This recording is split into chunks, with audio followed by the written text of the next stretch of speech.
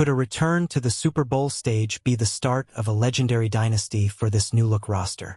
The energy on Radio Row has reached a fever pitch, and after a week of intense preparation, the atmosphere surrounding this team is electric with anticipation. If these veterans can finally secure the ring they've chased for over a decade, it won't just be a victory. It will be the ultimate validation of a journey that has come full circle. Before we dive into these exclusive locker room insights and the injury updates you need to know, do me a huge favor, hit that like button, share this video with the 12s everywhere, and subscribe to the channel so we can blow past our goal and keep bringing you this elite coverage. The storylines coming out of San Francisco this week have been nothing short of cinematic. We've spent the week embedded with the players, hearing firsthand about their preparation for this Sunday's showdown against the Patriots. It's a matchup that feels heavy with history, and for some players on the other side, the ties to the Pacific Northwest are deeper than you might think. We caught up with New England's Chisholm and Jack Westover, two guys who grew up in the shadow of the needle, bleeding blue and green before their professional journeys took them to the East Coast. Chisholm, who honed his skills at Eastern Washington, admitted that facing the team he grew up idolizing is a full-circle moment he never could have scripted. He grew up studying every move of the legendary Doug Baldwin, and you can see that gritty, technician-style influence in his game today.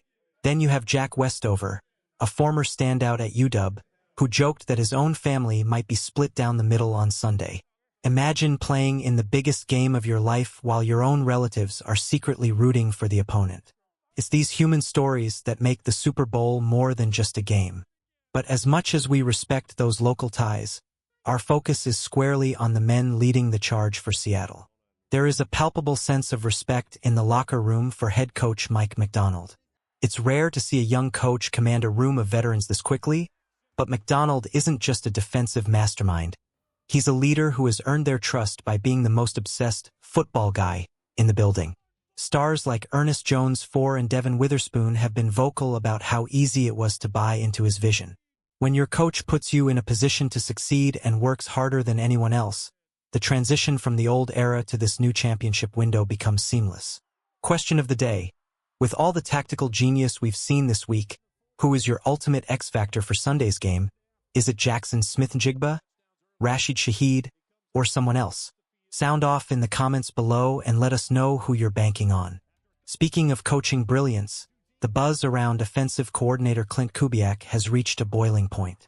While reports are swirling that the Las Vegas Raiders are ready to back up the Brinks truck to make him their next head coach, his focus remains 100% on the Patriots.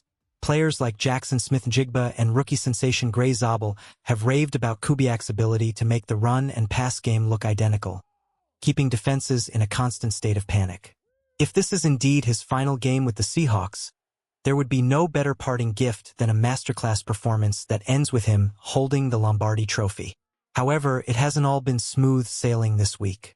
The 12s collectively held their breath when news broke that safety Nick Emenwari suffered an ankle injury during practice. The initial fear was through the roof, but Coach Macdonald was quick to settle the nerves, describing it as a low ankle sprain and emphasizing a cautious but confident approach. Emenwari himself has been attacking his rehab with a mob mentality, and despite missing some practice reps, he's made it clear that nothing, not even a sprained ankle, is going to keep him off that field on Sunday. He might not be at 100%, but a 90% Nick Emenwari is still more dangerous than most safeties in this league.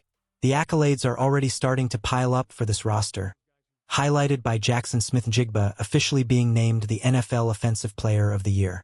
It's an award that JSN earned with every contested catch and every efficient route he ran this season. His teammate Devin Witherspoon put it best. JSN makes practice fun because he challenges everyone to be better. There was some talk that he should have been deeper in the MVP conversation, and frankly, it's hard to argue against that. He has been the engine of this offense, the straw that stirs the drink, and he's ready to prove on the world's biggest stage that he is the undisputed best receiver in the game. But beyond the young stars and the coaching staff, the real heart of this journey lies with the veterans. For guys like Leonard Williams and DeMarcus Lawrence, this isn't just another game. It's the culmination of over a decade of blood, sweat, and tears in the NFL. Leonard Williams has been rejuvenated since arriving in Seattle, often saying it feels like college football again because of the energy and culture in this building. Then there's Shaquille Griffin, whose story is perhaps the most touching of all. To start your career here, leave, and then fight your way back just in time to lead this team to a Super Bowl. That is the stuff of movies. Shaq Griffin knows better than anyone what it means to be a Seahawk. He understands the weight of the jersey and the expectations of the fans. Hearing him talk about the blessing of being on this stage after 10 years in the league reminds you that these opportunities are never guaranteed. Most players go their entire careers without smelling a Super Bowl, let alone getting a second chance with the team that drafted them. For Williams, Lawrence, and Griffin, Sunday is about more than a ring. It's about a legacy that will last forever. The road to San Francisco has been long and grueling. We've seen this team battle through a war of the West, taking down rivals like the Rams and the 49ers just to get this opportunity. To cap it all off with a victory in their rival's home stadium would be the sweetest, sweet victory in franchise history. The stage is set, the game plans are locked in, and the veterans are hungry for the one thing that has eluded them for so long. As we wrap up our coverage from Radio Row, I can tell you that the belief in this locker room is unshakable. From the tactical brilliance of Mike McDonald to the veteran leadership of Shaq Griffin, every piece of the puzzle is in place. It's been a dream come true to cover this journey for you all week, and the only thing left to do is go out there and bring that trophy back to Seattle. Thank you so much for riding with us throughout this incredible week. The support from the 12s has been overwhelming, and we can't wait to see the sea of blue and green taking over the stadium this weekend. Make sure you stay locked into the channel for our post-game reaction and all the fallout from the biggest game of the year. We'll see you on Sunday for the championship celebration.